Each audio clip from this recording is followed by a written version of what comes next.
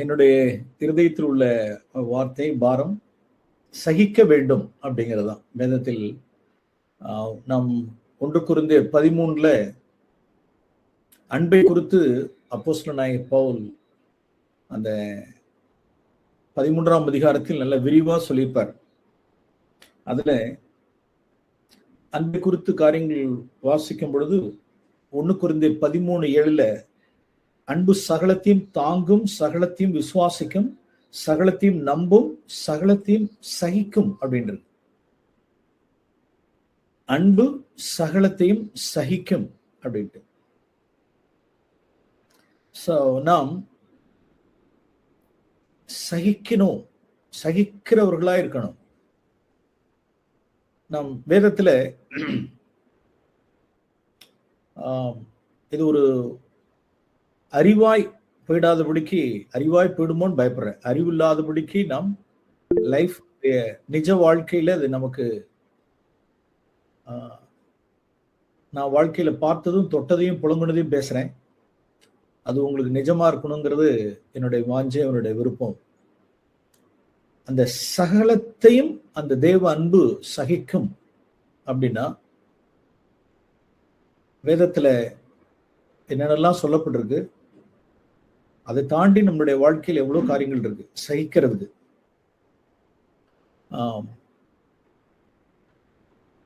அதாவது என்னென்னலாம் சொல்லப்பட்டிருக்கு அப்படின்னா வேதத்துல தீமையை சகிக்க வேண்டும் அப்படின்றது. இன்னொரு இடத்துல அவமானத்தை சகிக்கணும் அப்படின்றது. இன்னொரு இடத்துல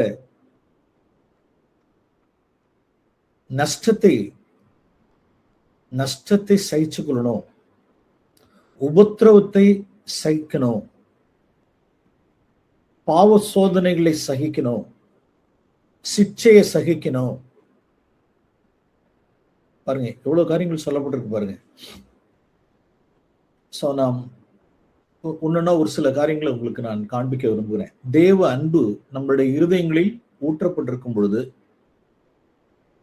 அந்த அன்பானது என்ன செய்யும் அப்படின்னா சகிக்கும்.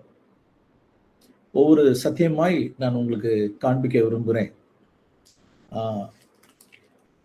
பரிசுத்த ஆவியானவருடைய பெலன் இல்லாமல் நம்மளால சகிக்க முடியாது. தேவ அன்பு பரிசுத்த ஆவினால் நம்மளுடைய இருதயங்களில் ஊற்றப்பட்டிருக்கிறபடியால் அந்த அன்பினால் நாம் என்ன செய்யறோம் அப்படின்னா இதெல்லாம் சகிக்கிறோம். துன்பத்தை, உபத்திரவத்தை, அவமானத்தை, தீமையை, அநியாயத்தை, நஷ்டத்தை, சிக்ஷைகளை நாம் இதை என்ன செய்யறோம் அனுபவிக்க முடியும். பரிசுத்த ஆவியானவருடைய பெலன் இல்லை அப்படின்னா வியர்த்தனமாக்கிறோம், வேஸ்ட் பண்ணிடுவோம். நம்மளுடைய அஃப்ளிக்ஷன்ஸை, உபத்திரவங்களை, துன்பங்களை நாம் வேஸ்ட் பண்ணிடுவோம், முறுமுறுத்துருவோம். அப்ப அதனால அது மூலமா நமக்கு கிடைக்கக்கூடியதான மகிமையை நாம் இழந்துருவோம். அவ்வளவுதான். அதனாலதான் அந்த தேவ மகிமையை நம்மளால என்ன செய்ய முடியல, சுதந்திரிக்க முடியல. இதை நாம் ஆரம்பத்திலே இதை நான் சொல்ல விரும்புகிறேன். ஓகே, ஒவ்வொரு சத்தியமாய் நாம் இந்த மாலையில நாம் சுருக்கமாய் நான் ஒரு உதாரணம் சொல்லலாம். அது வாழ்க்கையினுடைய பல பகுதிகளில் பல சோதனைகள்ல நமக்கு அது உரியவர்களாய் நாம் எடுத்துக்கொள்ளணும். 1 பேதுரு 2ஆம் அதிகாரம், பேதுரு என்ன சொல்றார் 2ஆம் அதிகாரத்துல 20ஆம் வசனத்தில் வாசிக்கிறோம். 1 பேதுரு 2ஆம் அதிகாரம் 20ஆம் வசனம். நீங்கள் குற்றம் செய்து அடிக்கப்படும் போது பொறுமையோடு சகித்தால் அதனால் என்ன கீர்த்தி? அதுல ஒரு கீர்த்தியும் கிடையாது.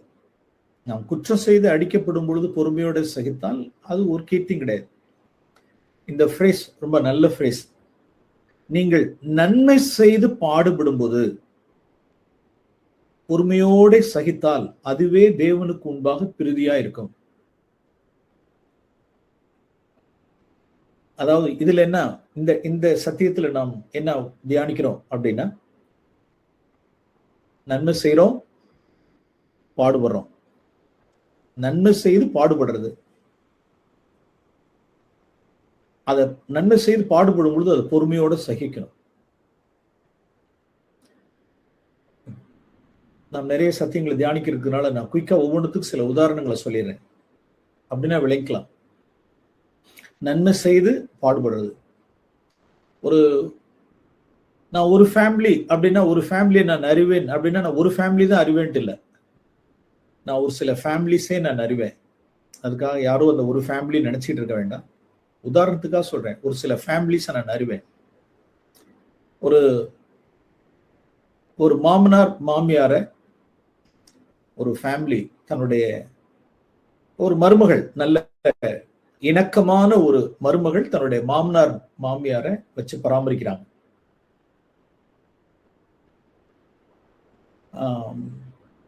தன்னால் இயன்றதை செய்கிறாள். அந்த மருமகள் தன்னால் இயன்றதை செய்கிறாள். நல் மனசாட்சியோட நன்மை செய்யணும். பெற்றார் செய்த நன்மைக்கு பதில் நன்மை செய்யணும். இது என்னுடைய தாய் தகப்பன் இல்லைனாலும் என்னுடைய கணவருடைய தாய் தகப்பன். என்னுடைய கணவர் தாம் பெற்றார் செய்த நன்மைக்கு பதில் நன்மை செய்கிறார். அதுக்கு நான் ஒத்துழைக்கணும். நீங்க எவ்வளவோ குடும்பங்கள்ல அப்படிப்பட்ட சில மனைவிமார்கள், சில மருமக்கள் அப்படி இருக்கிறது இல்ல. இந்த மனைவி அதுக்கு விலகினவள் வச்சுங்களேன். தேவ பக்திக்குரியதான ஒரு மருமகள் என்னுடைய புருஷனோட தாய் தகப்பனை நான் வச்சு பராமரிப்பேன் அப்படின்னு சொல்லிட்டு தன்னால் இயன்றதை அவள் செய்கிறாள். ஓகே, நிறைய பலவீனங்கள், குறைகள், யாருமே பெர்ஃபெக்ட் கிடையாது. அதுல குறைகள் பலவீனங்கள் இருக்கலாம். ஒரு ஒரு ஒரு சூழ்நிலையில இந்த ஏஜ்டு பேரண்ட்ஸ், இந்த மாமனார் மாமியாருடைய தாம் பெத்த மகள்கள் தூரத்திலிருந்து என்ன செய்யறாங்க அப்படின்னா போன் பண்றாங்க. தூரத்திலிருந்து போன் பண்ணி தாய் தகப்பனை விசாரிக்கிறாங்க, எப்படி இருக்கீங்க அப்படின்னு விசாரிக்கிறாங்க. அதுக்கு இந்த தாய் தகப்பன், விசேஷமா இந்த மாமியார் என்ன சொல்றாங்க அப்படின்னா போன் பண்ணி இப்படி சொல்றாங்கன்னு வச்சுங்க. தன் மகள்கிட்ட போன் பண்ணி விசாரிக்கிற மகள்கிட்ட இப்படி சொல்றாங்க, இருக்கேன் இருக்கேன், உசுறு இருக்கு, உசுறு இருக்கு, சிரிப்பா சிரிக்கிறேன், சிரிப்பா சிரிக்கிறேன், நல்லா இருக்கேன், என் தலையெழுத்து. என்னென்ன வார்த்தை? என் தலையெழுத்துங்கிறது உசுறு தான் இருக்குங்கிறது. ஏன் உசுறு இன்னும் இருக்குன்னு தெரியல, நல்லா இருக்கேன், சிரிப்பா சிரிக்கிறேன், தலையெழுத்து அப்படிங்கும் பொழுது அது எங்க நல்லா ஓப்பனா போன் பண்ணி விசாரிக்கிற மகள்கள்கிட்ட அப்படி சொல்லும் பொழுது இப்ப இந்த மருமகளுக்கு எப்படி இருக்கும்? புருஷன் எங்கடானா புருஷன் வேலைக்கு போயிட்டார், புருஷன் வெளியில போயிட்டார். அன்மையானவர்களே, சும்மா ஜஸ்ட் ஒரு கற்பனைக்காக சொல்றேன்.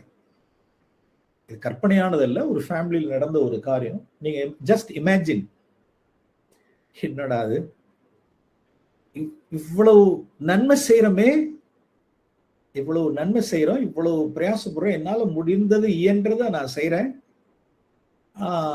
ஏதோ என் தலையெழுத்து நான் இருக்கேன், சிரிப்பா சிரிக்கிறேன், என் தலையெழுத்து இன்னும் உசுறு இருக்கு, இன்னும் போக மாட்டேங்குது அப்படின்னு சொன்னா அப்ப செய்யறவங்களுக்கு எப்படி இருக்கும்?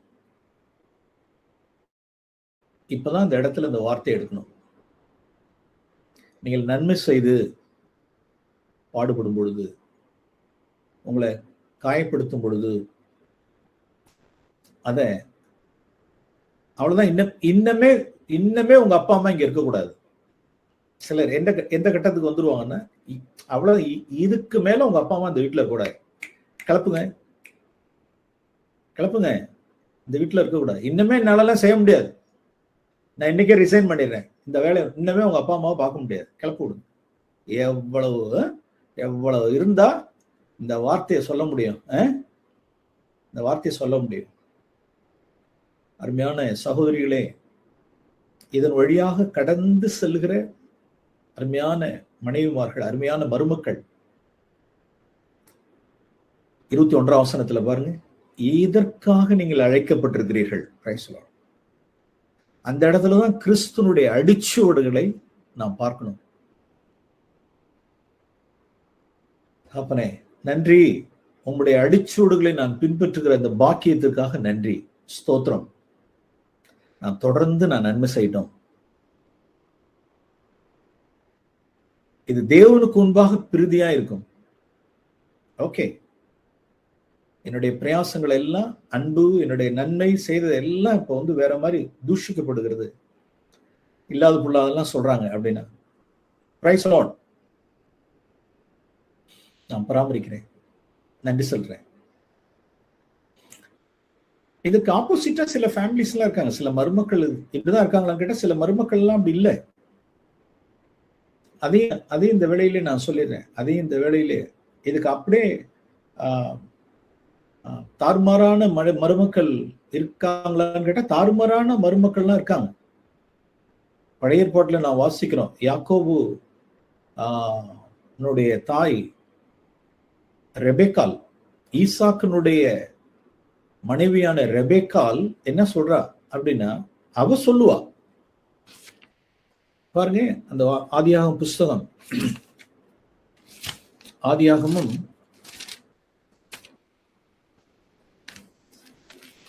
27ஆம் அதிகாரத்தினுடைய கடைசி வசனம். ஆதியாகமும் 27 கடைசி வசனம் 46. ரெபேக்கால் ஈசாக்கை நோக்கி, என் மருமகள்களின் நிமித்தம் என் உயிர் எனக்கு வெறுப்பா இருக்கிறது. எப்படி? நான் உயிர் வாழ்ந்து என்ன, நான் செத்து போயிடலாம், நான் எதுக்கு இருக்கேன், நான் எதுக்கு இருக்கணும், என் உயிர் எனக்கு வெறுப்பா இருக்கிறது.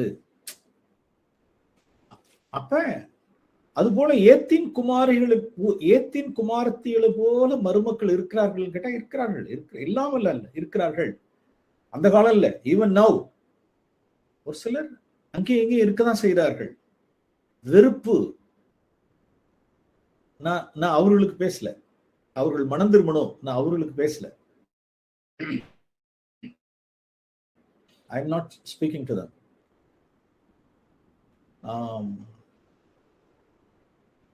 இன்னொரு வார்த்தை, நீதிமொழிகள் 30ஆம் அதிகாரம், நீதிமொழிகளின் புஸ்தகம் 30ஆம் அதிகாரத்தில் எர்த்குவேக், அதாவது பூமி நடுங்குகிறது, எர்த்குவேக் அப்படின்னு சொல்லிட்டு பாருங்க, நீதிமொழிகளின் புஸ்தகத்தில் அந்த வார்த்தையை வாசிக்கிறோம்.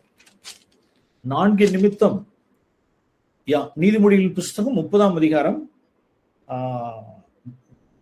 3 நிமித்தம் பூமி சஞ்சலப்படுகிறது, 4ஐயும் அது தாங்க மாட்டாது. பூமிக்கு சஞ்சலம், பூமி அது தாங்க மாட்டாது. அதுல 4 விஷயம் சொல்லப்பட்டிருக்கு. அதுல 4 என்னன்னா, அரசாளுகிற அடிமை, போஜனத்தால் திருப்தியான மூடன், 3 பகைக்கப்படத்தக்கவளாய் இருந்தும் புருஷனுக்கு வாழ்க்கைப்பட்ட ஸ்திரீ, தன் நாச்சியாருக்கு பதிலாக இல்லாலாகும் அடிமை பெண். அப்படி 4 விஷயம் சொல்லப்பட்டிருக்கு. அதுல மூணாவது காரியம் என்னன்னா, பகைக்கப்படத்தக்கவள், புருஷனுக்கு வாழ்க்கைப்பட்டவள் ஸ்திரீ, பகைக்கப்படத்தக்கவள், அதாவது சஞ்சலம். ஒரு காலம் நான் மனைவிமார்கள் தங்களுடைய புருஷனுக்கு நோவாய் சஞ்சலமாய் இருக்கக்கூடாது. அது மருமக்கள் பெற்றோருக்கு முள்ளாய் நோவாய் சஞ்சலமா இருந்துடக்கூடாது. அது ஒரு சைடு. ஆனால் நாம் அப்படி இருந்து சஞ்சலமா இல்லாம ஆசீர்வாதமாய் நாம் இருந்து நன்மை செய்து தாய் தகப்பனை கனம் பண்ணி அவர்கள் செய்ய வேண்டிய பணிவிடைகள் எல்லாம் செய்து நன்மை செய்தும் நாம் தவறாய் பேசப்படுறோம், அவதூறாய் பேசப்படுறோம் அப்படிங்கிற பட்சத்தில், அருமையானவர்களே, தேவ அன்பினால் என் இருதயத்தை நிரப்பிடுங்க, தேவ அன்பு நிரப்பிடுங்க. நான் சகிக்கிட்டோம், நன்மை செய்யட்டும், தொடர்ந்து நான் நன்மை செய்யணும். இதுக்காகவே நான் அழைக்கப்பட்டிருக்கிறேன். அது பொறுமையோடு சகிக்கணும். Okay, number 1. 2வது ஒரு சத்தியம், சகிக்கிறது. 1 கொரிந்தியரின் புஸ்தகம் 6ஆம் அதிகாரம், 1 கொரிந்தியர் 6ஆம் அதிகாரம்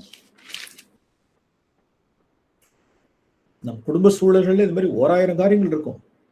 மனைவியை சகிக்கிறது உண்டு, புருஷனை சகிக்கிறது உண்டு, பிள்ளைகளை சகிக்கிறது உண்டு.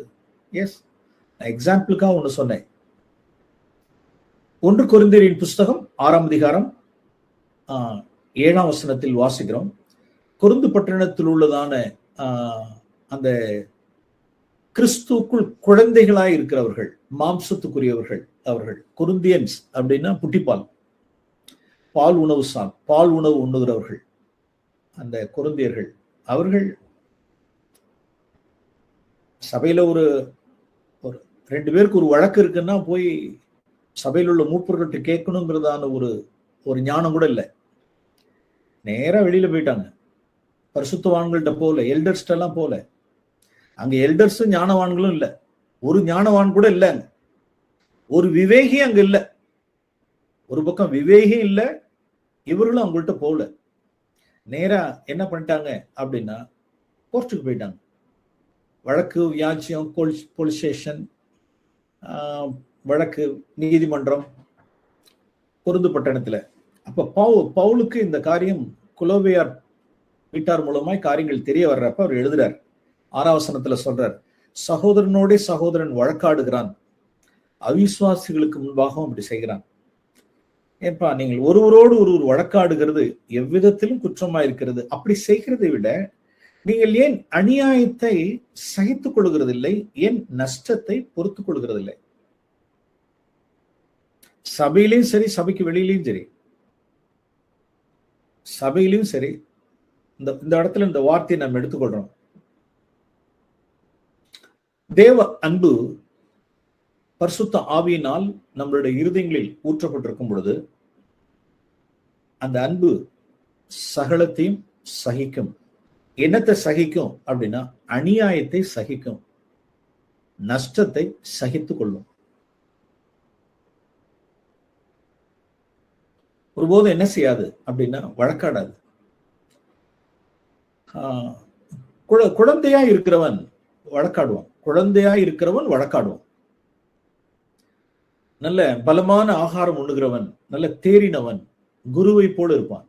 தேறின சீஷன் எவனும் குருவை போல இருப்பான். ஓகே, அநியாயத்தை நான் சகித்துக் கொள்றேன், நஷ்டத்தை நான் பொறுத்துக் கொள்றேன்.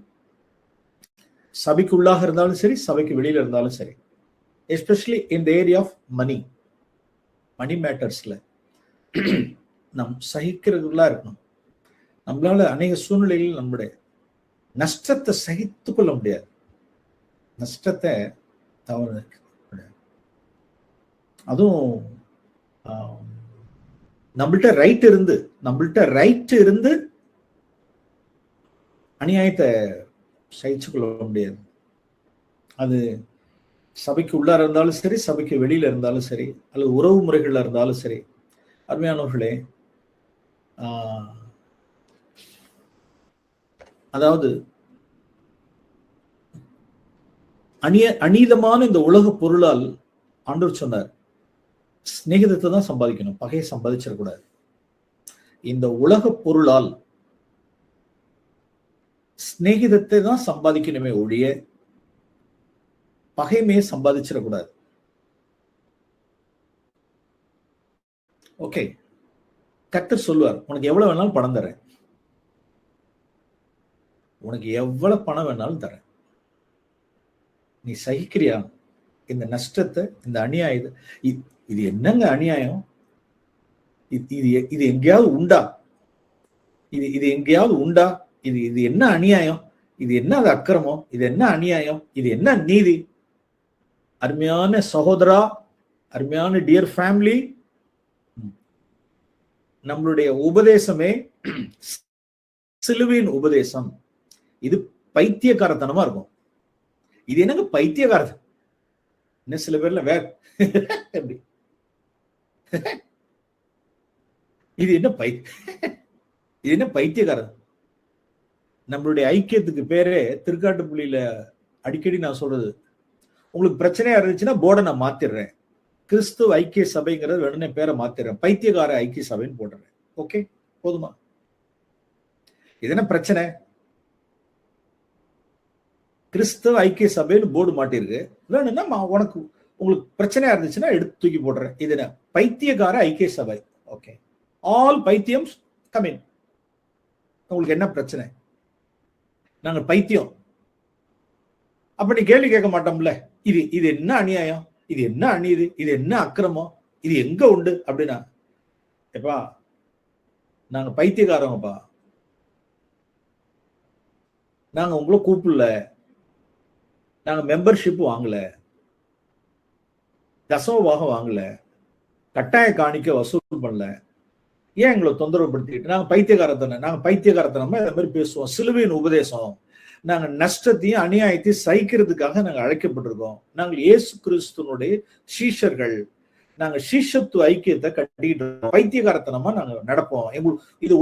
இது எங்களுக்கு தேவ ஞானம், இது எங்களுக்கு தேவ ஞானம், இது எங்களுக்கு தேவ பலன்.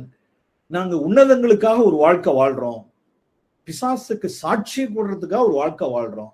இது உங்களுக்கு பைத்தியமா இருக்கு. நீங்க மனம் திரும்பணும், நீங்க மனம் மறுரூபம் அடையணும். இங்க உட்காந்துக்கிட்டு குத்துது கொடையுதுன்னு சொல்லிட்டு முறுமுறுத்துட்டு இருக்காதீங்க. உங்களுக்கு இஷ்யூ இருந்துச்சுன்னா வெளியில போயிடுது. எஸ், அநியாயத்தை சகித்துக் கொள்றது, நஷ்டத்தை பொறுத்து கொள்றது, அனிதமான உலக பொருளால் சிநேகிதத்தை தான் சம்பாதிக்கணும். குடும்பத்துல பாருங்க ஒரு சத்தியத்தை, நீதிமொழிகளின் புஸ்தகம் 18ஆம் அதிகாரம், நீதிமொழிகள் 18ஆம் அதிகாரம் 19ஆம் வசனம். இந்த வார்த்தையை நான் அதிகமா இந்த வார்த்தையை பிரயோகித்திருக்கேன். 18-19 அதிகமாய். 18ஆம் அதிகாரம் 19ஆம் வசனம். அரணான பட்டணத்தை வசப்படுத்த போறியா, அல்லது கோபம் கொண்ட மனத்தாங்கல் அடைந்திருக்கிற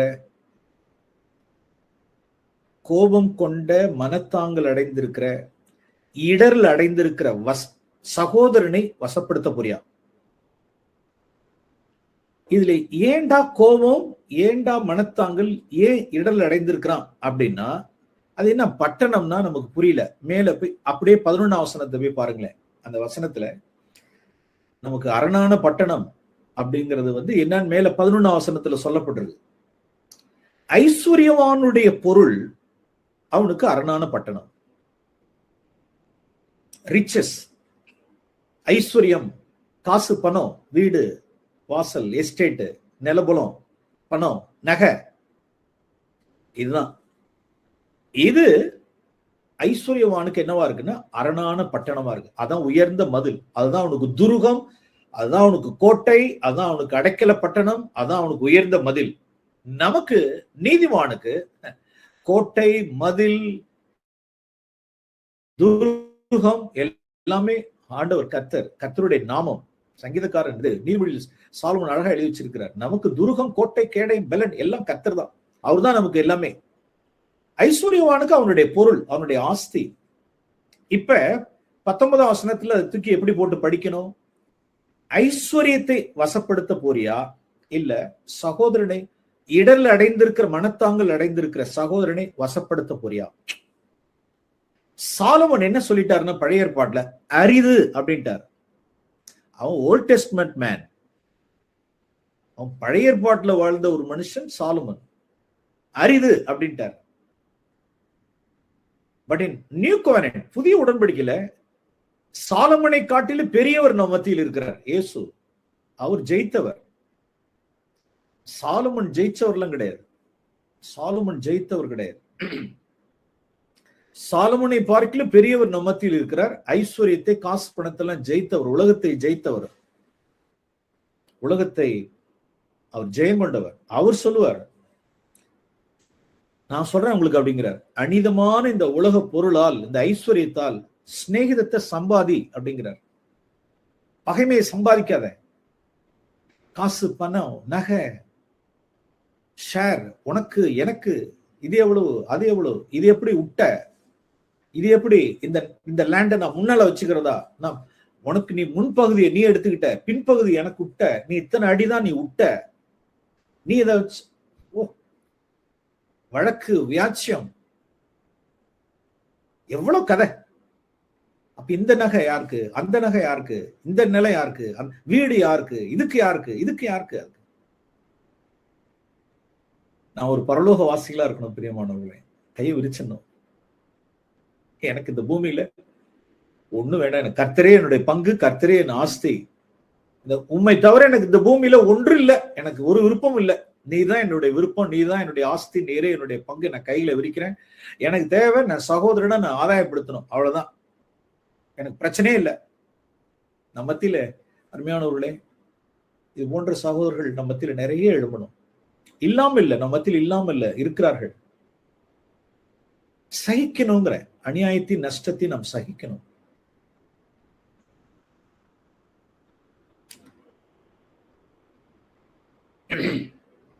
வீட்டுக்கு வீடு வாசப்படி. இந்த பண விஷயத்துல ஒரு ஒரு ஒரு வேலை ஸ்தலத்திலோட சொல்றேன். ஒரு வேலை ஸ்தலத்துல ஒரு கவர்மெண்ட் சைட்ல வேலை செஞ்சுட்டு இருக்கிற ஒரு சகோதரன் தன்னுடைய அலுவலகத்துல ஒரு சகோதரனுடைய சாட்சி. அவர் என்ன பிஎஃப் தன்னுடைய ப்ராவிடன்ட் ஃபண்ட்ல பிஎஃப்ல லோன் எடுக்கிறார். அவரு அக்கார்டிங் டு ஜிஓ, ஒரு லேட்டஸ்ட் ஜிஓ படி இத்தனை பர்சன்டேஜ் வரைக்கும் பிஎஃப் லோன் எடுக்கலாம். தன்னுடைய வைப்பு பணத்துல இருந்து பணம் எடுக்கிறார். அதை அப்ளை பண்ணியிருக்கிறார். அவருடைய மேல அதிகாரி என்ன சொல்றாரு, என்ன இவ்வளவு பர்சன்டேஜ் போட்டு கொடுத்துருக்கீங்க, இவ்வளவு தானே போடணும் அப்படிங்கிற. இவ்வளவு தானே போடணும், நீங்க எவ்வளவு போட்டிருக்கீங்க? இல்ல சார்,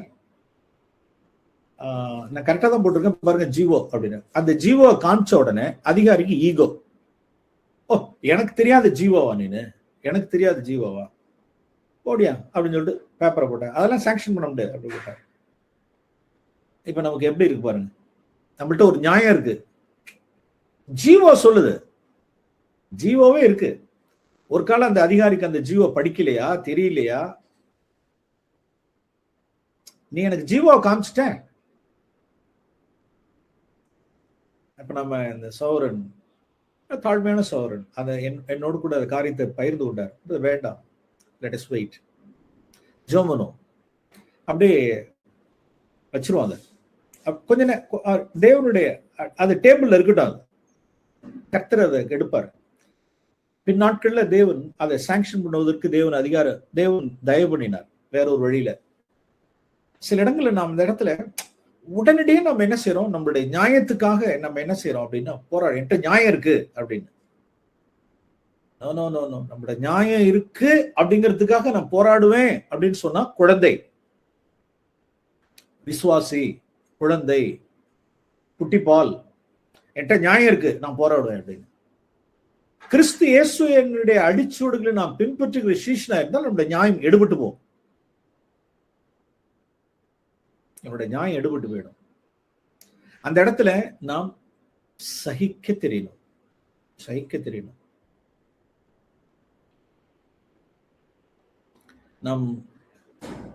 நமக்கு ஒரு நஷ்டம் எந்த வகையிலாவது, நம் சில இடங்கள்ல நாம் குடியிருப்போம்,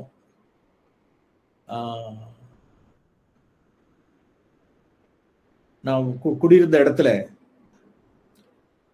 ஒரு அட்வான்ஸ் பணம் கொடுத்துருந்தேன். வீட்டை காலி பண்ணி போகும் பொழுது ஏதாவது பெயிண்டிங்காக ஏதோ கொஞ்சம் பணம் எடுத்துக்குவாங்க, இந்த இன்னர் கலர் வாஷ்க்காக கொஞ்சம் பணம் எடுத்துக்குவாங்கன்னு சொல்லிட்டு பார்த்தா நான் கொடுத்த அமௌண்ட்ல ஆஃப் த அமௌண்ட் எடுத்துட்டாங்க. இது என்னடா இது அப்படின்னு நம்ம கேட்கலாமான்னு கேட்டா கேட்கலாம், கட்டாயம் கேட்கலாம். ஏன் அவ்வளவு எடுத்தீங்க, எதுக்காக எடுத்தீங்கன்னு கேட்டா கட்டாயம் கேட்கலாம். பட் எல்லாத்துக்கும் இந்த கிளீனிங், அந்த கிளீனிங், இந்த கிளீனிங், அந்த கிளீனிங், என்னென்ன சொல்லணுமோ அந்த பணத்தை எடுக்கிறதுக்கு அதை ஓகே ஆண்டவர் சொல்லிட்டார், வழக்காடாது, லீவ் இட். இத்தனை வருஷமா இருந்திருக்கிற அந்த வீட்டை விட்டு வெளியில போற, சமாதானத்தோட வெளியில போற, நான் உனக்கு பணம் தரேன், சரிக்கு சரி நிக்காத, அநியாயத்தை சகிச்சுக்க, நஷ்டத்தை பொறுத்துக்க, பணம் உனக்கு எவ்வளவு வேணாலும் தரேன், அந்த வீட்டுல இருந்து வெளியில போகும், கேட்காம இருக்காத, கேளு. ஏன் இது பிடிச்சிங்க, இதுக்கு என்ன செலவு, அதுக்கு என்ன செலவு, இதுக்கு என்ன செலவுலாம் கேளு. கேட்டு அது வழக்கு வியாட்சியமா போய் ஒரு விதமான ஒரு பிட்டர்னஸ், ஒரு விதமான ஒரு எரிச்சலின் ஆவி வந்துடக்கூடாது. ஓகே, அந்த வீட்டை விட்டு வெளியில வரும்பொழுது பிளஸ் பண்ணிட்டு அவளை ஆசீர்வதிச்சுட்டு நல்லா இரு. அந்த ஜபம் இல்ல. சிலர்லாம் இருக்காங்க, சிலர்லாம் பணம் வந்து ஏமாந்துட்டாங்க, இழந்துட்டாங்கன்னு வச்சா அப்படியே வயிறு எரிச்சலோடு கூட நல்லா இருப்ப அப்படிமாங்க பாருங்க. நாம் கிறிஸ்துவனுடைய ஆவி கிடையாது. ஒரு எரிச்சலோடு கூட ஒரு சாபம் விடுறவன். ஸோ நன்றி அறிதலோடு கூட நாங்கள் வீட்டிலேருந்து நாங்கள் வெளியில போறோம். தேங்க்யூ. God bless you. கர்த்தர் உங்களையும் உங்களுடைய பிள்ளைகளையும் உங்களுடைய பிசினஸ் எல்லாத்தையும் தேவன் ஆசீர்வதிப்பார். காட் பிளஸ் யூ அப்படின்னா பிரைஸ் லார்ட். அவங்க பதில் போட்டாங்க, நீங்க மறுபடியும் வேற எங்கேயாவது வீடு வீடு கிடைக்கல போல வரலன்னா கூட மறுபடியும் நீங்க வரலாம், உங்களை போல எதுவும் கிடைக்காதுன்னு நல்லா அரைச்சு வைக்கலாம்ல.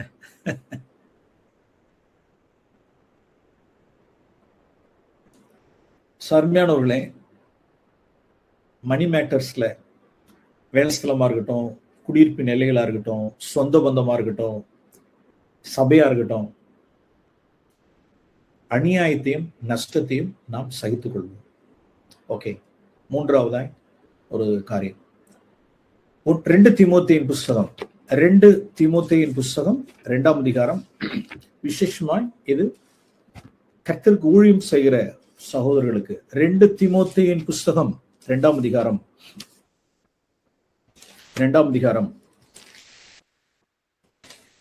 2 தீமோத்தேயு 2ஆம் அதிகாரம் 23, 24, 24ஆம் வசனம். கர்த்தருடைய ஊழியக்காரன் சண்டை பண்ணுகிறவனாய் இராமல், அப்படின்னாவே முடிஞ்சு போச்சு, நாம் அன்ஃபிட் ஆயிடுறோம். கர்த்தருடைய ஊழியக்காரன் சண்டை பண்ணுகிறவனாய் இராமல் எல்லாரிடத்திலும் சாந்தம் உள்ளவனும் போதக சமர்த்தனும் தீமையை சகிக்கிறவனுமாய் இருக்க வேண்டும். நல்ல வார்த்தை. இந்த இடத்துல நாம் தீமையை சகிக்கணும். ஆண்டவருக்கு ஊழியம் செய்யணும் அப்படின்னா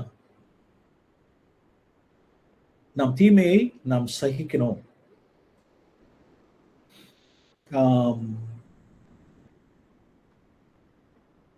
சமீபமாய் ஒரு சில உடன் மூப்பர்களோடும் கோர் பிரதர்ஸோடு கூட ஃபெசிலிட்டேட்டர்ஸ் கூட ஒரு சமயமா உட்கார்ந்து ஒரு காரியத்தை பேசி கொண்டிருக்கும் பொழுது ஒரு சில வார்த்தைகளை பகிர்ந்து கொண்டேன். அது ஊழியக்காரர்களுக்கு தான் இல்லை, நம்ம எல்லாருக்குமே அது பிரயோஜனமாகும்னு நினைக்கிறேன். அருமையானவர்களே, 1 கொரிந்தியர் நாம் திருப்போம். 1 கொரிந்தியரின் புஸ்தகம் 10ஆம் அதிகாரம். 1 கொரிந்தியர் 10ஆம் அதிகாரம்.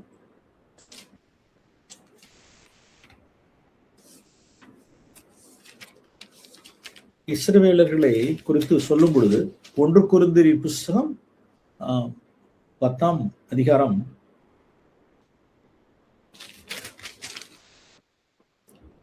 அவர்கள் எகிப்திலிருந்து அவர்கள் மீட்கப்பட்டார்கள். அவர்கள் செங்கடல் வழியாய் ஞானஸ்தானம் பெறப்பட்டார்கள். மேகஸ்தம்பம் பரிசுத்த ஆவியினால் ஞானஸ்தானம் பண்ணப்பட்டார்கள். அப்படி வரும்பொழுது அடுத்தது அவர்களுக்கு மன்னாவை ஞான போஜனத்தை அவர்கள் புசித்தார்கள். 4ஆம் வசனத்துல அவர்கள் ஞான பானத்தை குடித்தார்கள். அவர்களோடு சென்ற ஞான கண்மலையின் தண்ணீரை குடித்தார்கள். அந்த கண்மலை கிறிஸ்துவே. அந்த 4ஆம் வசனம் ரொம்ப அருமையான வசனம் பாருங்க. அவர்களோட கூட சென்ற ஞான கண்மலையின் தண்ணீரை குடித்தார்கள். அந்த கண்மலை கிறிஸ்துவே. இந்த இடத்த இந்த வார்த்தையோடு கூட பார்க்கும்படிக்கு உங்களை உற்சாகப்படுத்துகிறேன். யாத்ராகமம் 17ஆம் அதிகாரம். நாம அது பவுல் கரெக்டா கண்டுபிடிச்சிட்டாரு. அதை அப்போஸ்தலனாகிய பவுல்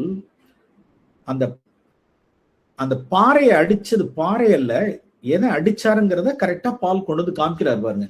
யாத்ராகமம் 17ஆம் அதிகாரம். நீங்களும் என்னோடு கூட வேத வசனத்தை நீங்க திருப்புறீங்கன்னு நான் நம்புறேன். ஏன்னா நம்ம ஆன்லைன் மீட்டிங்ல இருக்கோம். பொதுவா நான் லோக்கல் சர்ச்சில் நான் இருந்தேன் அப்படின்னா எல்லாரும் பைபிள் வசனம் எடுக்கிறாங்களா நான் செக் பண்ணுவேன். நம்மளுடைய சொந்த கண்கள் வேத வசனத்தை பார்க்கணுங்கிறதுக்காக. யாத்ராகமம் 17ஆம் அதிகாரம் 6ஆம் வசனம். என்ன சொல்றாரு அப்படின்னா 5ஆம் வசனம், கர்த்தர் மோசேயை நோக்கி, நீ இஸ்ரவேல் மூப்பரில் சிலரை உன்னோடு கூட கூட்டிட்டு போ, நீ நதியை அடித்த உன் கோலை உன் கையில பிடிச்சுக்க, ஜனங்களுக்கு முன்பா நடந்து போ. 6ஆம் வசனம், அங்கே ஓரேபிலே நான் உனக்கு முன்பாக கண்மலையின் மேல் நிற்பேன். இந்த வார்த்தையை பாத்தீங்களா? நான் உனக்கு முன்பாக போய் கண்மலையில் மேல் நிற்பேன், நீ கண்மலை அடி. அடுத்த கவனிச்சிங்களா? நாம என்ன நினைச்சிடக்கூடாது அப்படின்னா, மோசே கண்மலை பாறை அடிச்சாரு, எஸ் எஸ் பாறையை தான் அடிச்சாரு. ஆனா அடி யார் மேல அந்த அடி அப்படின்னா, நான் உனக்கு முன்பாக கண்மலையின் மேல் நான் நிப்பேன், அந்த பாறையில நான் நிப்பேன். அந்த கண்மலை, இப்ப பவுல் என்ன சொல்லிட்டார் அப்படின்னா, அந்த கண்மலை கிறிஸ்துவேன்ட்டார். நீ அடி, அப்பொழுது ஜனங்கள் குடிக்க அதிலிருந்து தண்ணீர் புறப்படும் அப்படின்னா, ஏதோ முனிசிபல் குழாயிலிருந்து வரக்கூடிய இப்படி தண்ணி இல்ல, அடிச்சா ஆறு. எசையாதான் 43 வாசிக்கிறோம். அதுல இருந்து அவாந்திர வழியா போறதான அந்த ஆறுகள் இருந்து காட்டு மிருகங்கள், கோட்டான், குருவி, வலுசற்பம் எல்லாம் தண்ணி குடிக்குதான். அதுகளெல்லாம் கனம் பண்ணிச்சான். ஐயோ, வறண்ட வனாந்திரத்துல இருந்த எங்களுக்கு இந்த காட்டு மிருகங்களுக்கும் கோட்டான் குஞ்சுகளுக்கும் வலுசற்பத்துக்கும் தண்ணியை கண்டு கர்த்தரை கனப்படுத்தினதான். அதுங்களெல்லாம் கனம் பண்ணிச்சான். அப்ப எந்த அளவுக்கு அந்த காட்டாறு மாதிரி போயிருக்கு பாருங்க வனாந்திரத்துல. எதுல இருந்து வந்ததுன்னா, அந்த கண்மலை அடிச்சதுல இருந்து. அந்த கண்மலை யார் அப்படின்னா கிறிஸ்துவே. இப்ப நாம் 1 கொரிந்தியர் 10ஆம் அதிகாரத்துக்கே திருப்போம். 1 கொரிந்தியர் 10ஆம் அதிகாரம் 4ஆம் வசனம், அருமையான வசனம். இப்ப கூட இருந்த ஜனங்களுக்கு எப்படிப்பட்ட ஜனங்கள்? அவிசுவாசம் மிக்க ஜனங்கள், முரட்டாட்டம் உள்ள ஜனங்கள், எதிர்க்கிற ஜனங்கள், முறுமுறுக்கிற ஜனங்கள், கலகம் பண்ணுகிற ஜனங்கள் கூட இருக்காங்க. அந்த கூட இருக்கிற அந்த ஜனங்களுக்கு இவர் ஞான பானத்தை கொடுத்தார். ஞான பானத்தை எப்படி? அவர்களோட கூட சென்ற அந்த ஞான கண்மலையின் தண்ணீரை குடித்தார்கள். அந்த ஞான கண்மலை கிறிஸ்துவே. இப்ப நான் எப்படி என்னுடைய இப்ப நான் எல்லாரும் ஒரு தாகத்துல இருக்காங்க. எல்லாருக்கும் நாம் ஞான போஜனம் கொடுக்கணும். சாப்பாடு கொடுக்கிறோம், சாப்பாடு குடிக்க கொடுக்கிறோம், உண்ண உணவு கொடுக்கிறோம். எஸ், அதெல்லாம் ரைட்டு. நான் ஒரு புருஷனா இருந்து, ஒரு தகப்பனா இருந்து சாப்பாடு போஜனம் கொடுக்கிறோம், உணவு கொடுக்கிறோம், குடிக்க கொடுக்கிறோம். இதான் எல்லாருமே செய்யறாங்களே. அருமையானவர்களே, அப்படி அல்ல. அதை தாண்டி ஞான போஜனத்தை கொடுக்கணும், ஞான பானத்தை கொடுக்கணும். பால், அது ஞான போஜனம், ஞான பானம். யார் ஞான போஜனத்தை அல்லது யார் ஞான பானத்தை குடிக்க கூடும் அப்படின்னா, யாரெல்லாம் அடி வாங்குறாங்களோ. நாம் கர்த்தருக்கு நான் ஊழியம் செய்யறோம் அப்படின்னா, எஸ், அடி வாங்கணும். யாரிடத்துல இருந்து அடி அப்படின்னா, சக விசுவாசிகளிடத்துல அடி வாங்குறது. சொல்லடி, அவதூறு, தவறா புரிந்து கொள்றது. நான் ஒரு காரியத்தை சொல்லியிருக்க மாட்டோம், அவன் வேற ஒண்ணு புரிஞ்சுக்குவாங்க. சிலர் எல்லாம் வார்த்தையை அப்படியே பிடிச்சுக்குவாங்க. நீங்க சொன்னீங்கல்ல இன்னைக்கு, நான் அப்படி சொன்னா எப்ப சொன்னேன்? சிலர்லாம் இருக்கா, ரெக்கார்ட் பண்ணி வச்சுக்குவாங்க. நம்ம என்ன கான்டெக்ட்ல எப்ப என்ன பேசணுங்கிறது தெரியாது. ரெக்கார்ட், இது ஒரு கலாச்சாரம். ரெக்கார்ட் பண்ணி வைக்கிறது. இந்த பாருங்க, நீங்க என்ன அன்னைக்கு சொன்னீங்களே, நான் என்ன ஆவியில சொல்லியிருப்போம், எந்த கான்டெக்ட் சொல்லியிருப்போம், நமக்கு ஒரு கதையா, ஒரு ஃபேமிலியா, ஒரு கதையா, ஒரு பிரச்சனையா, எவ்வளவு காரியங்கள் இருக்கும். அது மத்தியில் என்ன சொன்ன எனக்கு தெரியல அப்படிங்கிறப்ப நம்மளை கொண்டு வந்து அப்படியே கொண்டு வந்து நிறுத்திடுவாங்க பாருங்க. அப்படி கொண்டு வந்து நிப்பாட்டிடுவாங்க பாரு. இப்ப திரும்ப யோசிச்சு யோசிச்சு யோசிச்சு பார்த்தாலும் உங்களுக்கு வராது.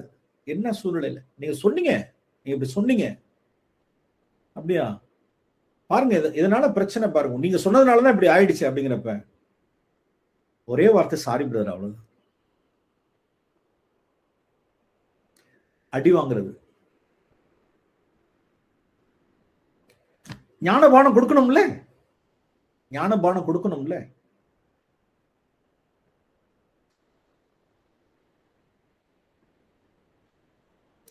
யார் கிறிஸ்து அடி வாங்கி அந்த அந்த பாறையிலிருந்து வெடிச்சு அதுல இருந்து வந்த தண்ணி தான் இன்னைக்கு 2000 வருஷமா அந்த தண்ணியை குடிக்கிறோம். ஓ பிரைஸ் லார்ட். அது தாம்பரத்துக்கும் திருக்காட்டுப்பள்ளிக்கும் சென்னைக்கும் 2000 வருஷமா பாஞ்சு அந்த தண்ணி அந்த ஞானபானத்தை குடித்து நாம் ஞானவான்களாக்கி இருக்கிறார். ஹல்லேலூயா. அருமையானவர்களே, அடி வாங்குவோங்கிற, சகித்துக் கொள்வோம், தீமையை சகிப்போம். நம்மை குறித்து அவதூறாய் சொல்லும் பொழுது, இல்லாது பொல்லாது சொல்லும் பொழுது, நம்மளை ஒரு நெருக்கத்துல கொண்டு நம்மளை நிறுத்தும் பொழுது, நம்மளை குற்றம் சாட்டும் பொழுது, நமக்கு விரோதமாய் பேசும் பொழுது சண்டை பண்ணுகிறவனா இல்லாமல், மோசே ஃபேமிலி சைட்ல இருந்து விரோதமாய் பேசினார்கள், மிரியாமும் ஆரோனும் விரோதமாய் பேசினார்கள், வழக்காடல சண்டை பண்ணல. கர்த்தர் கூப்பிட்டார், வாங்க வெளியில 2 பேரும் வாங்க, ஆரோன் மிரியா வாங்க, வா வெளியில வெளியில வெளியில வா, நான் பேசுறேன். என்ன என்ன என்ன பேசுறேன், நான் பதில் சொல்றேன், வாங்க. தேவனே நம்ம விண்டிகேட் பண்ணட்டும், நான் சரியா தப்பாங்கிறது தேவனே பேசட்டும். ஃபேமிலி சைட்ல விரோதமாய் பேசலாம், ஒரு கர்த்தருடைய ஊழியக்காரனுக்கு விரோதமாய் ஃபேமிலி சைட்ல இருந்து எழும்பலாம். விண்டிகேட் பண்ண வேண்டாம், சண்டை பண்ணாதீங்க, வழக்காடாதீங்க. சபையில இருந்து வந்துச்சான்னு கேட்டா 250 பிரபலமான பேர். நீ மிஞ்சு போற மேன், நீ மிஞ்சு போற. நீ கர்த்தர் உன்னோடதான் பேசினாரா? உன்னை நீ உயர்த்துற, நாங்களும் பரிசுத்தவான்கள், கர்த்தர் எங்களோட தான் பேசினார். மோசே முகங்குப்புற விழுந்தான், என் முகத்தை நான் புழுதியில வைக்கிறேன். கர்த்தருடைய ஊழியக்காரன் சண்டை பண்ணுகிறவனாய் இராமல், வழக்காடுகிறவர்கள், விரோதமாய் பேசுகிறவர்கள், குற்றச்சோடு முகங்குப்புற விழுந்துடுறது. ஆண்டவரே நீங்களே பாத்துங்க, நான் பேச தெரியாது எனக்கு, வேண்டாம், நீங்களே விண்டிகேட் பண்ணுங்க, நீங்களே நான் என்ன நியாயப்படுத்தக்கூடாது. அதற்கு மாறாக அருமையானவர்களே, பழைய ஏற்பாட்டு மனுஷர்கள் வேணும்னா அவர்களை உயிரோட இறங்கி இருக்கலாம், செத்து இருக்கலாம், குஷ்டரோகம் வந்திருக்கலாம். இங்க புதிய உடன்படிக்கையில் அதெல்லாம் வராது. நாம் அவர்களுக்காக என்ன செய்யணும் அப்படின்னா, தொடர்ந்து நன்மை செய்யணும்.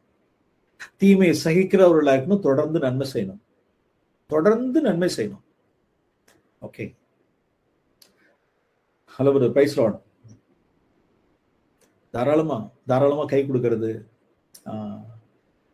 அவர்களை நேசிக்கிறது, அவர்களுக்கு அன்பு செய்யறது, குடும்பங்களை விசாரிக்கிறது. ஓகே, கர்த்தருடைய ஊழியக்காரன் சண்டை பண்ணுகிறவராயிடாமல் சாந்த குணம் உள்ளவனும் தீமையை சகிக்கிறவனுமாய் இருக்க வேண்டும். Okay, one more truth. 4வது, தேவ அன்பு நம்மளுடைய இருதயங்களில் பரிசுத்த ஆவியினால் ஊட்டப்பட்டிருக்கும் பொழுது, அந்த அன்பு இருக்கும் பொழுது சகலத்தையும் சகிக்கும். எதை சகிக்கும்? அவமானத்தை சகிக்கும். அவமானம் இப்பொழுதே நம்மளுடைய பிள்ளைகளுக்கு, சிறு பிள்ளைகளுக்கு இப்பொழுதே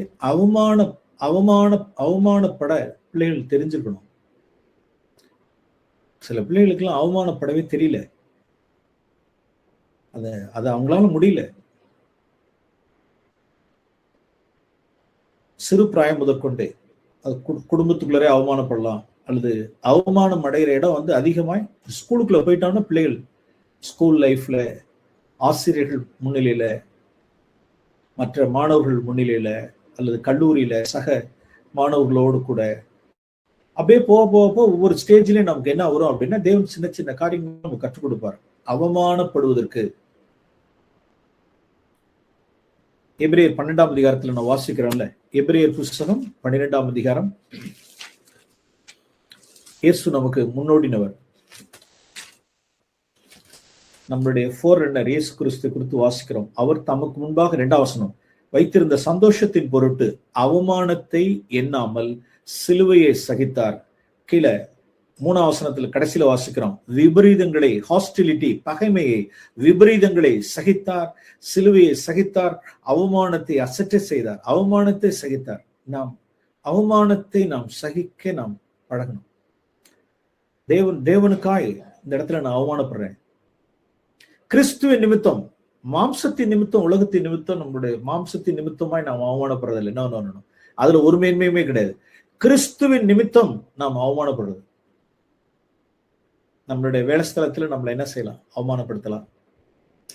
நாம் நாம் நம்மளுடைய சத்திய மார்க்கத்தின் நிமித்தம், நம்மளுடைய விசுவாசத்தின் நிமித்தமாய், நம்மளுடைய நீதியின் நிமித்தமாய், நாம் கிறிஸ்துவனாய் இருக்கிறது நிமித்தமாய் நாம் அவமானப்படுத்தப்படும் பொழுது அதை பொறுமையோடு நாம் சகிக்கணும். இயேசுவை நோக்கி பாருங்க. இயேசு பாளையத்துக்கு புறம்பே பாடுபட்டார். இயேசு பாளையத்துக்கு புறம்பே, நகரத்துக்கு புறம்பே அவர் பாடுபட்டார். நிந்தை சுமந்தவராய், அவமானத்தை சகித்தவராய், 2 கல்லர்கள் மத்தியிலே. அந்த நாட்கள்ல சகல யூதர்களும், சகல தேசத்திலிருந்து யூதர்கள் எல்லாம் பஸ்கா பண்டிகைக்காக கூடிட்டாங்க. புற தேசத்திலிருந்து எல்லாம் ஜனங்கள் வந்துட்டாங்க. பிதாவாகிய தேவன் தம்முடைய குமாரனை அப்படியே பப்ளிக் ஷேம், இந்த நாசரேத்தூர் இயேசு ஒரு பெரிய ஒரு தீர்க்கதரிசி அப்படி இப்படின்னு சொல்லிட்டு இருந்தாங்களே. ஏன்னா பஸ்கா சீசன்ல லாசரை இயேசு உயிர்ப்பித்தார், அவன் உயிரோடு எழுப்பினாருங்கிறதுக்காக இயேசுவை பார்க்கணும்னு சொல்லிட்டு அவ்வளவு ஒரு பெரிய ஒரு இது இருந்துச்சு. அவ்வளவு ஒரு புகழ், அவ்வளவு புகழ் அவளுக்கு. அதன் மத்தியில அப்படியே என்ன ஆயிடுச்சு அப்படின்னா, ஃபியூ டேஸ்ல அவர் சிலுவையில தொங்குறார், கல்லர்களுக்கு முத்தால. உலகமே திரும்பி பார்த்து, கிரேக்கர்கள்லாம் பார்த்தாங்க அவரை பார்க்கணும் அப்படின்னு. ஒரு சில நாட்கள்ல பார்த்தா அவரை சிலுவையில தொங்குற. என்ன மேன் அப்படின்னா, ஏன் கேக்குறீங்க, பக்கா டுபாக்கு ஃப்ராடு. ஓ அப்படியா? ஆமா ஆமா, நம்ம ஆசாரியர்கள் அப்பையில இருந்து சொல்லிட்டு இருந்தாங்க, பரிசேயர்கள்லாம் சொன்னாங்க, கேட்கல. அவரு சிலுவையில இருந்து இறங்கி வந்திருக்கணும்ல. ஒரு பவர் இல்ல, எல்லாம் முடிஞ்சு போச்சு, எல்லாம் கை மையமா பிடிச்சிட்டாங்க, எல்லாம் சிலுவையில தூக்கி அடிச்சிட்டாங்க. ஓ அப்படியா அப்படின்னு காரி தூக்கிட்டு போனாங்க.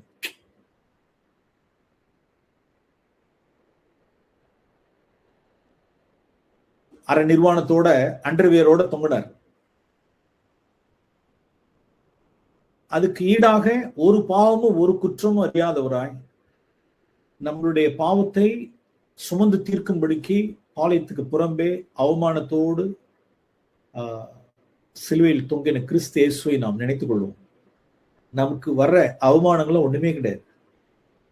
நான் அவமானப்பட்டேன். சில பேர்லாம் அப்படியே, சில பிள்ளைகள்லாம் பார்த்துருக்கீங்கன்னா ரொம்ப ஷேம் ஆயிட்டாங்கன்னு வச்சுங்களேன், அழுவாங்க பாருங்க. மௌளே என்ன இப்ப நீ என்ன, எதுக்கு இந்த இது என்னப்ப என்ன நடந்து இவ்வளோண்டு ஷேம் ஆயிட்டாங்களாம், இவ்வளவு ஷேம் ஆயிட்டாங்களாம்.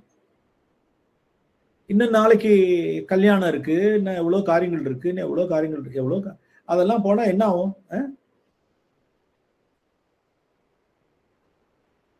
அவமானம் தாங்க, ஆங்காரம், அவமானத்தை சிறு பிராயத்திலிருந்தே, இளம் பிராயத்தில் நுகத்தை, சிறுமையை, புலம்பல் 3ல அந்த இளம் பிராயத்தில் நுகத்தை சுமக்கிறது மனுஷனுக்கு நல்லதுன்னா, அந்த நுகம் அப்படிங்கிறது அந்த கான்டெக்ஸ்ட் எதையுமே என்ன சொல்றாரு, ஆரம்பிக்கிறாருன்னா சிறுமையை அப்படிங்கிறார், ஹியூமிலியேஷன். இளம் பிராயத்தில், சிறு பிராயத்தில், இளம் பிராயத்தில் மனுஷன் சிறுமையை, அவமானத்தை, ஷேம் சுமப்பது நல்லது. காதுள்ளவர்கள் கேட்க சிறு பிராயத்திலேயே ஸ்டார்ட் பண்ணும். மனைவி மூலமாய் அவமானப்படுத்தப்படலாம், புருஷர்கள் அவமானப்படுத்தப்படலாம். ஜான் வெஸ்லி எல்லாம் குறித்து நம்ம எவ்வளவு கேட்டிருக்கோம். ஹென்றி சூசோவனுடைய காரியத்தை எவ்வளவு, ஒரு வாலிபன் எவ்வளவாய் ஜெர்மனியில வாழ்ந்த ஒரு வாலிபன் எவ்வளவாய் பொய்யாய் கதை கட்டப்பட்டு ஏதோ ஒரு விபச்சாரத்தில் ஈடுபட்ட ஒரு ஸ்திரீயானவள், யார் மூலமாய் கருத்தாங்கினவள் இந்த இளிச்சவாயம் தான் கிடைச்சான்னு சொல்லிட்டு ஒரு நாள் காலையில கொண்டு வந்து என்ன செஞ்சிட்டா அப்படின்னா, நீ கொடுத்த பிள்ளை நீனே வச்சுக்கன்னு சொல்லிட்டு போயிட்டா. போச்சு. அன்னையோட அவனுடைய பேர் எல்லாம் அவமானமாயி அசிங்கமா போய் ஒரு சில வருஷங்கள் அவனுடைய வாழ்க்கையில ஹென்றி சூசோனுடைய இந்த ஸ்டோரி எல்லாம் நாம் கேட்டிருக்கோம். தேவன் அப்படி கொண்டு போறார். சோ அவமானம் வாலிப பிராயத்தில், சிறு பிராயத்தில், பள்ளியில், குடும்ப சூழ்நிலையில், ஜாதி ஜனத்தின் மத்தியில் நான் அவமானப்பட்டேன். என்னமே நான் அவமானப்பட்டேன். என்ன அவமானப்பட்டோம்? என்ன ட்ரெஸ் எல்லாம் உரிச்சு அண்டர்வேரோட சிறுவில தொங்க விட்டாங்க. அவமானப்பட்டேன். ஒண்ணு இல்ல, சகிப்போம். அவமானங்களை நாம் சகிப்போம். கிறிஸ்து இயேசுவை நாம் நினைத்துக் கொள்வோம். தீமையை சகிப்போம், நஷ்டத்தை சகிப்போம். நாம் இன்னொரு சத்தியத்தை நாம் தியானிக்கிறோம். யாக்கோபின் புஸ்தகம், யாக்கோபு 4ஆம் அதிகாரம், 1ஆம் அதிகாரம். சோதனையை நாம் சகிக்கணும். 12ஆம் வசனம், யாக்கோபு எழுதின நிருபம் 1ஆம் அதிகாரம் 12 15 வரைக்கும் யாக்கோபு காண்பிக்கிற கான்டெக்ஸ்ட் என்ன அப்படின்னா, பாவ சோதனைகளை சகிக்கிற மனுஷன் பாக்கியவான். பாவ சோதனைகள், எஸ், நமக்கு சில சோதனைகள் இருக்கும். சோதனையை சகிக்கணும். கீழே அது என்ன சோதனை அப்படிங்கிறது கீழே 15ஆம் வசனத்துல வாசிக்கிறோம். இச்சை, கற்பம் தெரித்து பாவத்தை பிறப்பிக்கின்றது. அதுக்கு மேல 14ல அவனவன் தன் சுய இச்சைகளினாலே இழுக்கப்பட்டு சிக்குண்டு சோதிக்கப்படுகிறான். அந்த 14ஆம் வசனத்தை நான் மாற்றி வாசிக்கிறேன். யோசேப்பு, பழைய உடன்படிக்கையில யோசேப்பு போத்திபாரனுடைய மனைவியினுடைய இச்சையினால் நித்தம் அவளுடைய இச்சை, அவருடைய கண் போட்டால் அவருடைய டெய்லி அந்த இச்சை, போத்திபாரனுடைய மனைவி அந்த பாலியத்துக்கு அடுத்த இச்சை, அந்த மோக இச்சை, அது என்ன செய்யுது? அவனை இழுக்க பார்த்தது. அவன் இழுக்கப்படாமல், அவனுடைய வலையில் சிக்குண்டு போகாமல் அந்த பாவ சோதனையை அவன் என்டியூர் பண்ணி ஜெயம் கொண்டவனானான். எப்ப? கர்த்தரிடத்தில் அன்பு கூர்ந்தபடினால், கர்த்தருக்கு பயந்தபடினால், கர்த்தரை நேசித்தபடினால் அந்த பாவ சோதனையை அவன் சகிச்சான்னு கேட்ட, டெய்லி சகிச்சான். டெய்லி ஓண்ணாம் பாருங்க. விலகி ஓண்ணாம் பாருங்க. அசுத்தத்துக்கும் ஆபாசத்துக்கும் விலகி ஓடுகிறவர்கள் அந்த பாவ சோதனைகளில் நித்தம் தேவனுடைய கிருபையினால், பலத்தால், அவர் தேவன் மேல் கொண்டிருந்த அந்த பயத்தினால் அவன் சோதனை சகிச்சான். அப்ப நாம் சகிக்க வேண்டியது சில சூழ்நிலைகளில் நமக்கு சோதனைகள் இருக்கும், பாவ சோதனைகள் இருக்கும்.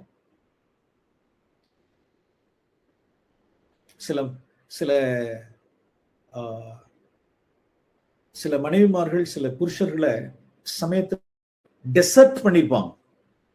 சில மனைவிமார்கள் சில புருஷர்களை டெசர்ட் பண்ணிப்பாங்க. ஏதோ சில குடும்ப சூழல்கள் நிமித்தமாய் ஏதோ ஒரு காரியத்துல அப்படிலாம் இருக்கும் பொழுது சில சகோதரர்கள் என்ன செய்வாங்க? நான் அப்படி தனிமையா இருக்கேன், இப்படி இருக்கேன், நான் சோதிக்கப்படுறேன். No no no no no, ஜாக்கிரதை சகோதரா, ஜாக்கிரதை, கேர்ஃபுல்லா இருங்க, கேர்ஃபுல். இது உங்களுக்கு டெஸ்டிங் பீரியட். உங்களுடைய மனைவி இப்ப இந்த இல்லாத இருக்கிற சூழ்நிலையில ஜாக்கிரதை. எவ்வளவு பஞ்சாயத்து வச்சு கூப்பிட்டாலும் வரல. அப்ப நாம் தனிமையான ஒரு சூழ்நிலை. அப்படிப்பட்ட சூழ்நிலையில நோ, சோதனை ஜெயிங்க, சோதனை ஜெயிச்சுங்க, பாவ சோதனை சகித்து கொள்ளுங்க. இழுப்புண்டு போயிட வேண்டாம், சிக்குண்டு போயிட வேண்டாம். தேவ பலத்தால் இடைகட்டப்படுங்க. பழைய ஏற்பாட்டு மனுஷன் இவ்வளவு அதிகம்னா புதிய உடன்படிக்கையில நாம் எவ்வளவு அதிகம். அது மிரக்கல், அற்புதம். அது அந்த போத்திபாரனுடைய மனைவியினுடைய அந்த காம தீயினால் கொஞ்சம் கூட அவனுக்கு பாதிக்கப்படலை. நான் அதை எப்படி சொல்ல விரும்புறேன் அப்படின்னா, தானியேலுடைய 3 சிநேகிதர்கள் நெருப்பு சூளைக்கு போயிட்டு வெளியில வந்து அந்த நெருப்பினுடைய அந்த வாடை கூட இல்லையா, அந்த தீயினுடைய வாசனை அவர்கள் மேல இல்லைன்னு வாசிக்கிறோம். அது அற்புதம்னா, அந்த அற்புதத்தை பார்க்கிலும் பெரிய அற்புதமா நான் எதை சொல்லுவேன் அப்படின்னா, போத்திபாருடைய மனைவியினுடைய அந்த காம தீயினால் எவ்வளவேனும் பாதிக்கப்படாதபடிக்கு ஒரு வாசனை கூட இல்லை, கொஞ்சம் கூட டேமேஜ் ஆகல. அவன் தான் பாவ சோதனை ஜெயிக்கிற மனுஷன். ரூம்ல இருக்கிற இடத்துல, தனிமையா இருக்கிற இடத்துல, 4 அவிசுவாசிகளான ஹாஸ்டல்ல தங்கி இருக்கிற ரூம்ல இருக்கிற இடத்துல சகித்துக் கொள்ளுதல், தேவ பலத்தால், பரிசுத்த ஆவியினால் அந்த இடத்துல நான் பாவ சோதனை சகிக்க, எனக்கு என்டியூர் பண்ண எனக்கு கிருபை செய்யுங்க, தேவன் கிருபைத்து கொடுப்பார். ஓகே, இன்னொரு ட்ரூத். 1 தெசலோனிக்கேயர் 3ஆம் அதிகாரம், 1 தெசலோனிக்கேயர் 3ஆம் அதிகாரம். பால் தெசலோனியன்ஸ்க்கு இப்படி சொல்றாரு பாருங்க 3ஆம் வசனத்துல. ஏன்னா அந்த ஜனங்கள் தங்களோட சுய ஜனங்களால் அதிகம் பாடுபட்டார்கள். தெசலோனிக்கேயாவில் உள்ளதான ஜனங்கள் தங்களுடைய சுய ஜனங்களால் பாடுபட்டார்கள், உபத்திரப்பட்டார்கள். அப்ப பால் அவர்களுக்கு உற்சாகப்படுத்தும்படிக்கு எழுதுறார். என்ன எழுதுறாருன்னா 3ஆம் வசனத்துல எழுதுறார். 1 தெசலோனிக்கேயர் 3ஆம் அதிகாரம் 3ஆம் வசனம். இப்படிப்பட்ட உபத்திரவங்களை சகிக்க நாம் நியமிக்கப்பட்டிருக்கிறோம் என்று நீங்கள் அறிந்திருக்கிறீர்களே. நாம் இந்த இடத்துல என்ன வாசிக்கிறோம் அப்படின்னா, உபத்திரவங்களை சகிக்க.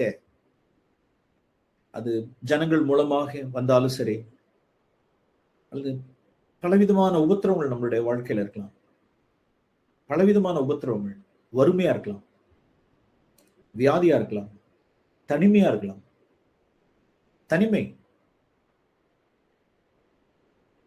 தனிமைப்படுத்தப்படுறது, தனிமையா இருக்கலாம்.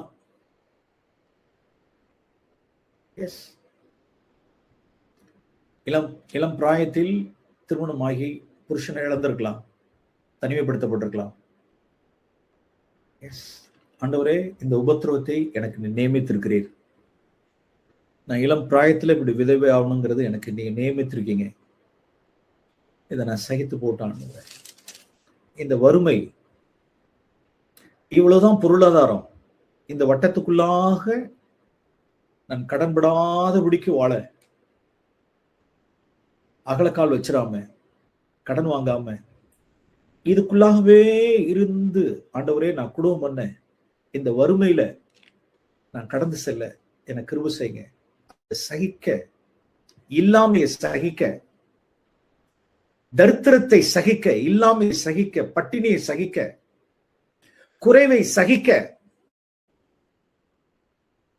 தேவ அன்பு நம்மளுடைய இருதயங்களில் ஊற்றப்பட்டிருக்கும் பொழுது பரிசுத்த ஆவியானவருடைய பலத்தால் அந்த வறுமை, அந்த இல்லாமை, அந்த குறைவு தேவ பக்தியில போதும் என்கிற மனதோடு கூட அதை சகிச்சு போறது. புருஷன்ட்ட சண்டை செய்யறது இல்லை. பத்துல சிலர்லாம் முறுமுறுத்து வேஸ்ட் பண்ணிடுவாங்க.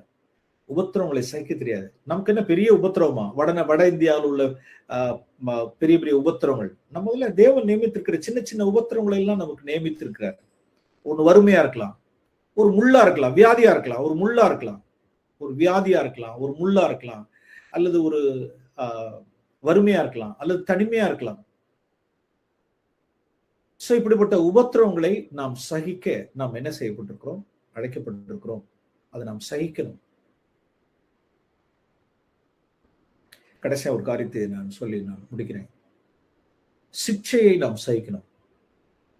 சிக்ஷை எபிரேயர் 12 நாம் வாசிக்கிறோம். எபிரேயர் 12 வாசிக்கிறோம். பவுல் ஒரு பெரிய அத்தியாயத்தை எழுதுறாரு. அப்படி 5ஆம் வசனத்திலிருந்து அப்படியே எழுதுறாரு. அது வாட்டுக்கு எழுதி ஒரு 10-12 வசனம் வரைக்கும் எழுதி போறாரு. தகப்பன் சிக்ஷையாத புத்திரன் உண்டோ? நீங்கள் சிக்ஷையை சகிக்கிறவர்களா இருந்தால், அந்த சிக்ஷை போதக சிக்ஷையா இருக்கலாம், போதக சிக்ஷையா கூட இருக்கலாம். எஸ், சமயத்துல போதக சிக்ஷை இருக்கும், சிலர்லாம் சகிக்க முடியாது. உட்காந்துக்கிட்டு ஒரு போதகம் அங்கேயிருந்து வருது, நான் உட்காந்து கேட்டுக்கிட்டே இருக்கோம், அதை எதுக்கிறது, அதை சகிக்கிறது கிடையாது. ஆண்டவரே இந்த போதக சிக்ஷையின் மூலமா நீங்க என்ன பண்றீங்க, என்ன சிக்ஷிக்கிறீங்க, நான் திருந்திக்கணும் அப்படின்னு சொல்லிட்டு திருந்திக்கணும். சிலர் சில டிசிப்ளின் பண்ணப்பட்டிருப்பாங்க, சில கரெக்ட் பண்ணப்பட்டிருப்பாங்க. நாம் செய்த குற்றத்தின் நிமித்தமாய், நம்மளுடைய மீறுதலின் நிமித்தமாய், ஏதோ ஒரு காரியங்கள் நிமித்தமாய் நம்மளுடைய சபையினுடைய பொறுப்புள்ள சகோதரர்கள் ஏதோ ஒரு காரியத்துக்காக நம்மள என்ன செஞ்சிருக்கலாம் அப்படின்னா டிசிப்ளின் பண்ணிருக்கலாம், ஏதோ ஒரு வகையில சிக்ஷித்திருக்கலாம், டிசிப்ளின் பண்ணிருக்கலாம். அதை எப்படி வேதம் சொல்லுதுன்னா, கர்த்தருடைய கரத்தை பார்க்கணும், கர்த்தருடைய கரத்தை பார்க்கணும், தேவனுடைய பலத்த கரத்துக்குள் அடங்கி இருக்கணும், சகிக்கணும். அதை முதல்ல இது எனக்கு தேவை, இந்த குட்டுதல் எனக்கு வேணும், இந்த குட்டுதல் எனக்கு வேணும், இந்த சிக்ஷை வேணும், இந்த கரெக்ஷன் எனக்கு வேணும், இதை நான் பொறுமையோட நான் சகிக்கட்டும் அப்படின்னு இருக்கணும். அது தவறாய் புரிந்து கொள்ளப்பட்டிருந்தாலும் சரி, நம்ம பட்சத்துல நியாயம் இருந்து அப்படி, அதுதான் அந்த இடத்துல ரொம்ப டேஞ்சர். ஓகே, நான் பொறுமையா சகிக்கட்டும், இந்த சிக்ஷையை நான் பொறுமையா சகிக்கட்டும். சபையில் உள்ள மூப்பர்களுடைய மேல உள்ள அதிகாரத்தினுடைய சிக்ஷையா இருக்கட்டும், அல்லது போதக சிக்ஷையா இருக்கட்டும், அல்லது தேவனே நம்மளை சிக்ஷிக்கிறதா இருக்கட்டும், ஏதோ ஒரு காரியத்துல தேவன் நம்மளை சிக்ஷிக்கிறார், சில விஷயங்களை சிக்ஷிக்கிறார்னா, பிரியமானவர்களே, அதுலயும் நாம் என்ன செய்யணும், சிக்ஷிக்கிறவர்களாய் நாம் சகிக்கிறவர்களா இருக்க வேண்டும். போதக சிக்ஷை, அதாவது சிக்ஷை இருக்கு, பாவ சோதனைகளை சகிக்கிறது இருக்கு, உபத்திரவங்களை சகிக்கிறது இருக்கு, தீமையை சகிக்கிறது இருக்கு, அவமானத்தை சகிக்கிறதுக்கு, நஷ்டத்தை அநியாயத்தை சகித்துக் கொள்றதுக்கு, நன்மை செய்து பாடுபட்டு அதை பொறுமையோடு சகிக்கிறது இருக்கு. ஸோ இப்படியா இது எல்லாமே யாரால சகிக்க முடியும் அப்படின்னா, என்னாலையும் நம்மளால யாராலையும் முடியாது. தேவ அன்பு நம்மளுடைய இருதயங்களில் ஊற்றப்பட்டிருக்குமானால் நாம் பொறுமையோடு எல்லாவற்றையும் சகிப்போம். கிறிஸ்து இயேசுவை நாம் இந்த அத்தனை சத்தியத்துக்கும் இயேசு நோக்கி பார்த்தா தெரியும் விடை. இந்த அத்தனை சத்தியத்துக்கும் இயேசு நோக்கி பார்த்தா போதும். கர்த்தர் நமக்கு கிருபை செய்வாராக. ஆமென்.